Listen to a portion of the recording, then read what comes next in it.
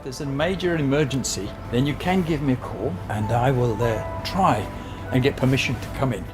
Comment sens-tu l'énergie? Mais en fait, je sais pas trop. Tu sais que je suis pas à l'aise avec ça. Yo llegué a Sudáfrica a principios de marzo porque tenía la intención de hacer un viaje en velero. Pero bueno, fue a principios de marzo también cuando comenzó antes la pandemia, pero digamos cuando llegó a Occidente y las restricciones que impuso el gobierno por el confinamiento impidieron que zarpáramos, ¿no? Entonces al final nos quedamos varados en la marina durmiendo en el velero 5 meses. Afortunadamente yo había llegado una cámara pequeña y un micrófono a lavalier, que fue fundamental, con la idea de hacer un corto documental sobre la travesía, ¿no? Y la intención era enseñárselo a familia o amigos, ¿no? Era para tener un recuerdo del viaje, porque iba a ser una oportunidad en la vida, ¿no? Ese tipo de viaje al que me habían invitado. Pero bueno, entonces cuando inicia el confinamiento, nos quedamos varados, la marina queda desierta porque no permitían trabajar.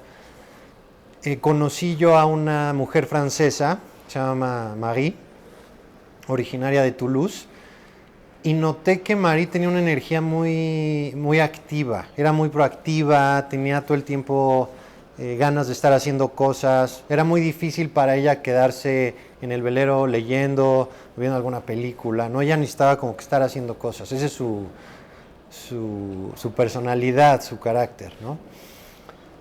Entonces, al encontrarnos confinados, yo empecé a pensar en levantar imagen para de alguna forma empezar de esta forma lo que iba a ser el corto documental. Pero después de algunos días, digamos como que se me hizo un poco tedioso. A mí me gusta más la ficción, me gusta dirigir, me gusta tener frente a alguien, algún personaje al que dirigir, ¿no? Para contar una historia de ficción. Entonces, al final le propuse a María que hiciéramos un cortometraje. Un cortometraje porque lo que anunció el gobierno inicialmente era un confinamiento de 3 semanas. Nadie sabía lo que estaba pasando con el coronavirus, entonces nosotros pensábamos que después de esas 3 semanas todo iba a volver a la normalidad, íbamos a poder zarpar y iniciar el viaje. Pero, bueno, entonces con esa idea le propuse a María hacer un corto, ella aceptó, nunca había actuado, ella es profesora de escuela, primaria y secundaria, pero aceptó, ella lo vio como una terapia ocupacional. Y empezamos a filmar. Yo tenía una idea vaga de lo que iba a ser inicialmente la historia, pensando en un corto.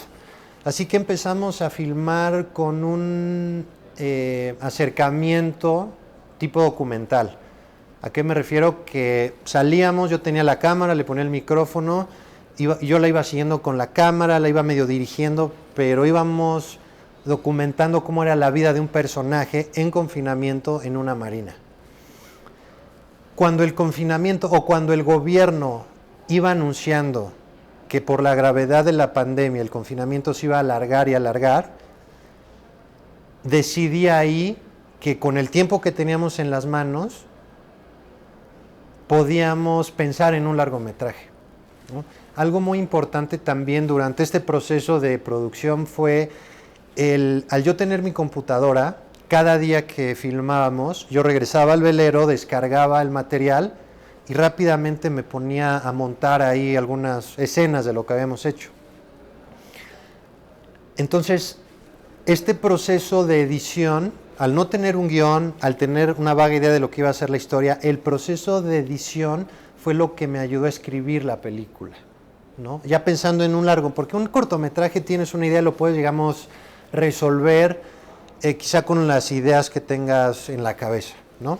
Pero un largometraje ya implica una trama, ya implica una secuencia estratégica de eventos para formar este arco dramático del personaje. Entonces, bueno, fue un proceso poco convencional que me ayudó a encontrar la historia mientras la filmábamos y mientras la editaba, ¿no? Entonces, no sé, un día filmábamos por la mañana, editaba por la tarde y en la noche me ponía a pensar y reflexionar sobre qué era lo que teníamos que filmar al día siguiente. porque al día siguiente María iba a venir y me iba a decir, Alex, ¿qué vamos a hacer hoy?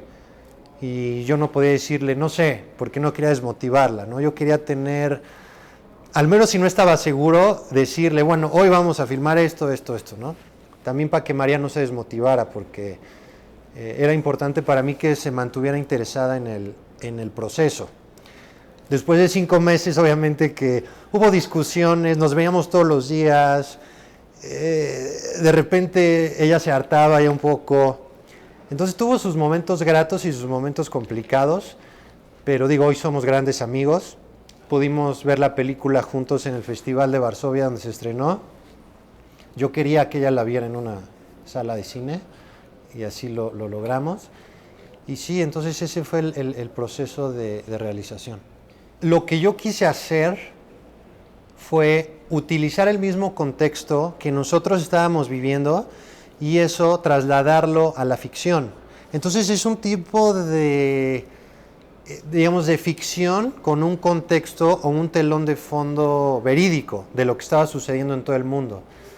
Utilicé esto porque, digamos, era la forma más viable para mí de abordar una historia, porque al final era lo que estábamos viviendo, ¿no? Entonces, para mí fue una forma, digamos, medio pertinente de empezar a escribir o hacer esta historia. Entonces, la película trata de una mujer que iba a hacer un viaje en velero, pero que a raíz de la pandemia se ve imposibilitada de hacerlo y se queda totalmente sola en esta marina, donde ahí se empieza a dar cuenta que no está totalmente sola y va a tener que enfrentar lo que hay por ahí. Yo creo que sí, la película va a quedar como esas películas que nacieron a raíz de la pandemia, pero que fueron casi inmediatas, porque el hecho de tener una pieza de ficción al momento en el que se estaba realizando la pandemia,